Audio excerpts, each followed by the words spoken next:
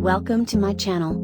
In this video, I will show you how to turn off Google Assistant completely. So let's start and look for the settings icon in your phone. In settings, scroll till Google.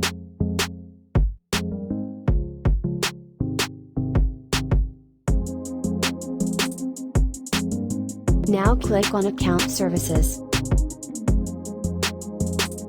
Tap on Search, Assistant and Voice. After that, click on Google Assistant.